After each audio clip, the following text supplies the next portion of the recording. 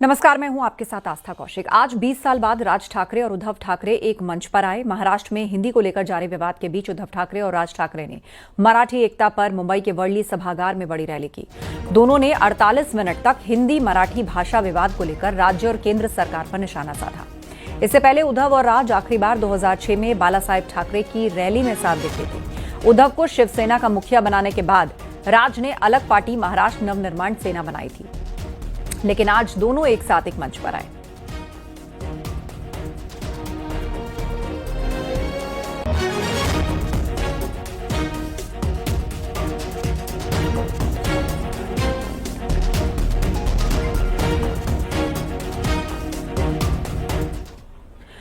मराठी भाषा के मुद्दे पर राज ठाकरे आज मंच से चुनौती देते नजर आए। राज ठाकरे ने कहा, महाराष्ट्र और मराठी भाषा पर कोई भी समझौता नहीं होगा। महाराष्ट्र, मराठी माणूस, मराठी भाषा याच्यावर तडजोड होणार नाही, कोणत्याही परिस्थितीत होणार नाही। महाराष्ट्र, मराठी माणूस, मराठी भाषा याच्यावर तडजोड होणार नाही, कोणत्याही परिस्थितीत होणार नाही। वहीं इस पूरे विवाद के बीच अखिलेश यादव ने कहा कि सभी भाषाओं का सम्मान होना चाहिए, लेकिन ऐसा अपमान किसी सूरत में सहन नहीं किया जा सकता। तो हम ये चाहते हैं कि सभी भारतीय भाषाओं के लिए उत्तर प्रदेश में बजट आए, ज्यादा से ज्यादा बजट आए, जिससे उसका प्रचार और हो सके, लेकिन भेदभाव नहीं होना चाहिए। इस भेदभाव को और अपमान को हम लोग कभी स्वीकार नहीं कर सकते हैं। इसका जवाब भारतीय जनता पार्टी को देना चाहिए। इसका जवाब भारतीय जनता पार्टी को देना चाहिए। जब हिंदी और दूसरा हिंदू बोलते हैं, एक नारा दिया करते थे, बिना हिंदी के सब कुछ अधूरा है। हम तो कहेंगे हजारों करोड़ बजट आए यहाँ पर, हर दिन कार्यक्रम हो, कभी मराठी हो, कभी तमिल हो, कभी कन्नड़ हो, हम लोगों को फायदा रहेगा, उससे कारोबार बढ़ेगा, लोग एक दूसरे के प्रति और जानेंगे, सम्मान बढ़ेगा। वहीं कांग्रेस के प्रदेश अध्यक्ष अजय राय ने कहा कि हिंदी राष्ट्रभाषा है और उसका सम्मान हर प्रदेश में होना चाहिए। चाहूंगा कि हिंदी हमारी राष्ट्रभाषा है, इसको हर प्रदेश के हर कोने कोने में, गांव-गांव में इसको पढ़ाना चाहिए, लोगों को बताना चाहिए। मुंबई में भाषा को लेकर सियासी घमासान जारी है। एमएनएस कार्यकर्ताओं ने उद्योगपति सुशील केडिया के दफ्तर में घुसकर जमकर तोड़फोड़ की। आपको बता दें, सुशील केडिया ने एक्स पर लिखा था कि वो मराठी नहीं सीखेंगे। हालांकि मुंबई में एमएनएस कार्यकर्ताओं के द्वारा दफ्तर पर हमले के बाद उद्योगपति सुशील केडिया ने सोशल मीडिया पर वीडियो जारी कर एमएनएस प्रमुख राज ठाकरे से माफी मांगी।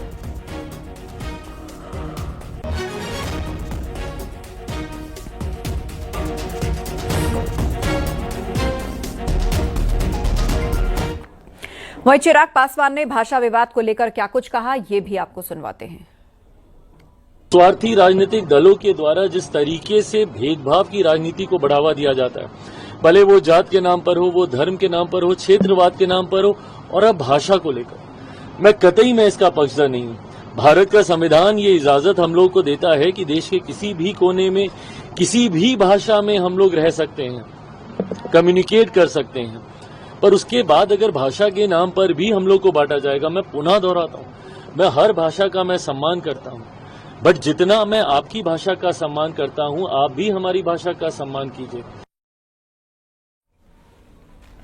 कांवड़ रूट पर पहचान को लेकर बड़ी खबर सामने आई है, जहां खाद्य सुरक्षा विभाग और औषधि प्रशासन विभाग ने एडवाइजरी जारी की, जिसमें अब दुकानदारों को अपना नाम लिखना जरूरी नहीं होगा, बल्कि सिर्फ दुकान का नाम लिखकर वो दुकान चला सकते हैं। जबकि लाइसेंस नंबर, दुकान का नाम, पता, मोबाइल समेत जरूरी डिटेल्स दुकान के नाम के साथ दे सकते हैं। इस फॉर्म में टोल फ्री नंबर और फूड सेफ्टी कनेक्ट ऐप के तहत QR कोड भी लगा है, जिससे अगर कोई व्यक्ति चाहे तो पर्सनल तौर पर जानकारी हासिल कर सकता है।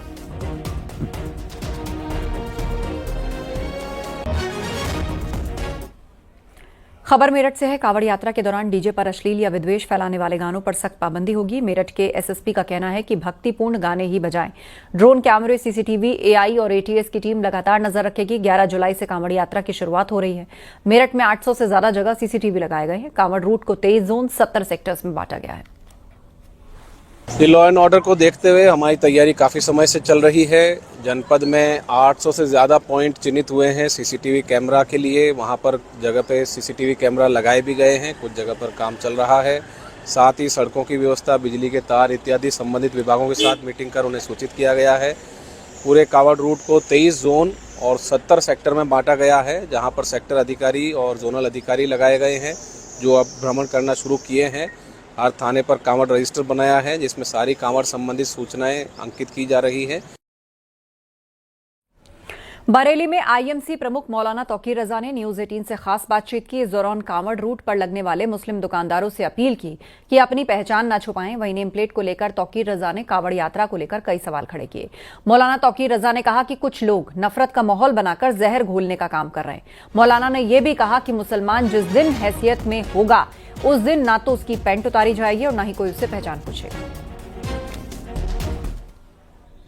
अगरचे उन्होंने नेम प्लेट की बात नफरत की बुनियाद पर की है कि मुसलमान की पहचान होनी चाहिए। मैं ये बात पहले से कहता रहा हूं कि मुसलमानों को अपनी शनाख्त के साथ रहना चाहिए। मुसलमान जो अपनी शनाख्त छुपाता है उसकी वजह से ये तमाम दिक्कतें आती है कि नेम प्लेट लगानी होगी और ये करना होगा। मुसलमान को अगर कोई कारोबार कर रहा है, सब्जी बेच रहा है, फल बेच रहा है, ठेला लगा रहा है, तो अपनी शनाख्त क्यों छुपा रहा है? अपनी शनाख्त छुपाने का मतलब यह है कि आप गर्व से ये नहीं कह रहे हो कि हम मुसलमान हैं। वहीं राज बब्बर ने कांवड़ यात्रा मार्ग पर पहचान को लेकर विवाद पर कहा कि सरकार को चाहिए कि इसे लेकर नियम बनाए जाएं। चाहिए था और फिर आप एक पिन पॉइंट कांवड़ यात्रा पे क्यों करते हैं?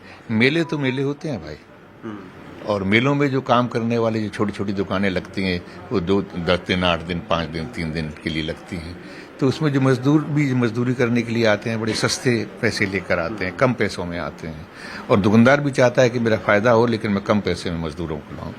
तो ये सब कुछ इसके अंदर जो है इसका जो है दंश झेलना पड़ेगा।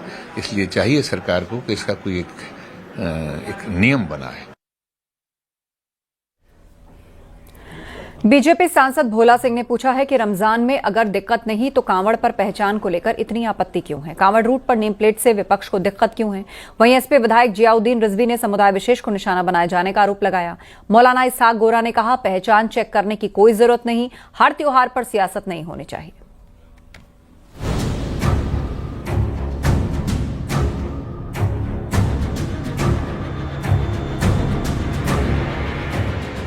कांवड़ रूट पर पहचान अभियान को लेकर सियासत जारी है।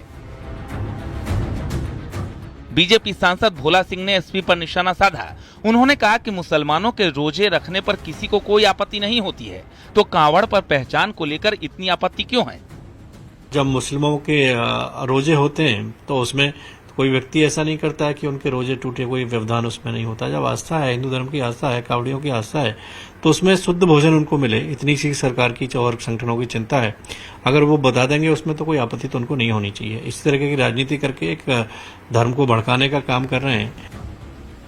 बलिया में एसपी विधायक जियाउद्दीन रिजवी ने कांवड़ पर पहचान अभियान को लेकर कहा कि सिर्फ एक समुदाय के लोगों को निशाना बनाया जा रहा है, मुसलमानों का उत्पीड़न हो रहा है। मुसलमान तो भयभीत है इस सरकार से, और वो मन बना चुका है कि इस सरकार में हमको न्याय नहीं मिलने वाला। जितना उत्पीड़न करना चाहें जोगी जी कर लें, वो इंतजार कर रहा 2027 को अखिलेश जी का, उसके बाद हम जो करना वो करेंगे, उनको न्याय मिलेगा। मौलाना इसहाक गोरा ने भी सवाल उठाए हैं। उन्होंने कहा कि पहचान चेक करने की कोई जरूरत नहीं है, हर त्योहार पर सियासत नहीं होना चाहिए। तो उसके लिए जो आदेश की बात आ रही है कि उनको अपना नाम उजागर करना होगा, यानी नेम प्लेट लगानी होगी, तो कहीं ना कहीं लोगों को उसको लेकर टीस हो रही है कि ऐसा क्यों हो रहा है, और इसमें नाम को उजागर करने की क्या आवश्यकता है? क्या ये नाम का जो रिवाज जो चला है कांवड़ यात्रा में और त्योहारों में भी किया जाएगा? कांवड़ रूट पर ढाबा और होटल वालों की पहचान को लेकर सियासत थमने का नाम नहीं ले रही। बीजेपी जहां नियम कानूनों का हवाला दे रही है, वहीं एसपी कांग्रेस के नेता सवाल उठा रहे हैं। Bureau report, news 18 UP Uttarakhand.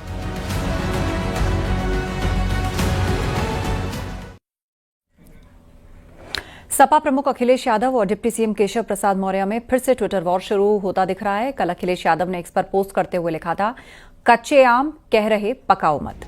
इसके जवाब में केशव प्रसाद मौर्य ने लिखा, नेताजी ने 2012 में कच्चे आम को पका हुआ आम समझने की भूल की थी, इसे लेकर वो जीवन पर्यंत पछताते रहे।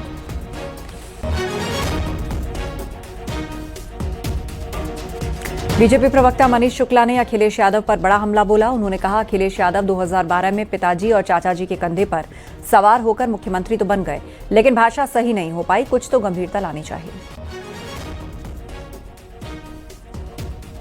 2012 में पिताजी और चाचा जी के कंधे पे सवार होके अखिलेश जी मुख्यमंत्री तो बन गए, लेकिन राजनीति में जिस परिपक्वता की आवश्यकता है, जो भाषा की शुचिता की आवश्यकता है, उससे वंचित हैं अखिलेश जी। उत्तर प्रदेश जैसे बड़े राज्य के 5 साल मुख्यमंत्री रहने के बावजूद ABCD, अल्फाबेट, कभी कच्चा आम कभी पक्का आम, कुछ तो गंभीरता लाइए अखिलेश जी। प्रधानमंत्री नरेंद्र मोदी अर्जेंटीना पहुंच गए हैं। पीएम मोदी का ब्यूनस आयर्स के एक होटल पहुंचने पर भारतीय प्रवासी समुदाय के लोगों ने भव्य स्वागत किया। इस बीच भारत माता की जय, जय श्री राम और मोदी मोदी के नारों के साथ प्रधानमंत्री मोदी का स्वागत किया गया। 57 सालों में पहली बार कोई भारतीय पीएम अर्जेंटीना की द्विपक्षीय यात्रा पर गया है। लिथियम सप्लाई पर दोनों देशों के बीच समझौता संभव है।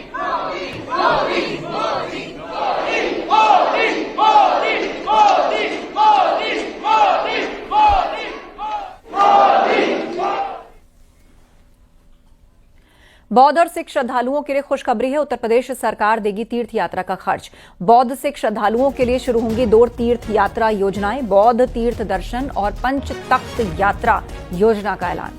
धार्मिक सहिष्णुता और पर्यटन को नया आयाम देंगी नई तीर्थ यात्रा योजना। मुख्यमंत्री ने ये बात कही, तीर्थ यात्राएं आत्मिक उत्थान और सामाजिक समरसता का माध्यम। बौद्ध और सिख श्रद्धालुओं को मिलेगी यात्रा पर 10,000 की मदद। सरकार कराएगी पूरी व्यवस्था।